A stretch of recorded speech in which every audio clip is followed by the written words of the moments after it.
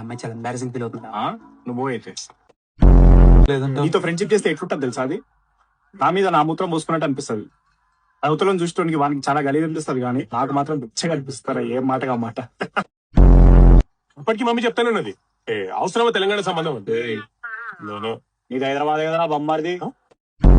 నేను ఎట్లా సస్పెండ్ అయినా నేనే కదరా లోకల్ గార్డెన్. వాళ్ళ నాన్న కూడా మరీ చెప్పిపోయిండు మొన్న. అరే వాళ్ళ నాన్న నిన్ను చెల్లెలాగా చూసుకోమన్నట్రా. ఒంటి మీద బొమ్మలేసి చదువు నేర్పేయమనిలే. ఏం చూస్తున్నారా? నువ్వు అర్థమైందా పెళ్లి ఇక్కడనే ఉంటారని? నువ్వు రోజు పార్కు సినిమాకు అంటే నడవదు.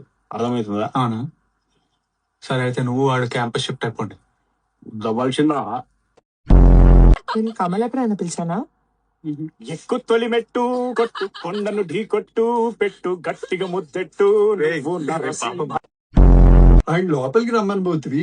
ఏ మన సిస్టమ్ బాగాలేదు నాన్న, ఇడిచే నువ్వు అన్ని. ఏంది మళ్ళా దొడ్డి బయటిందా? ఏ ఊకోనా ఎప్పుడు చూసినా దొడ్డికి దొడ్డిగా తప్ప నీకు ఇంకేం రోగం తెలియదా నీకు?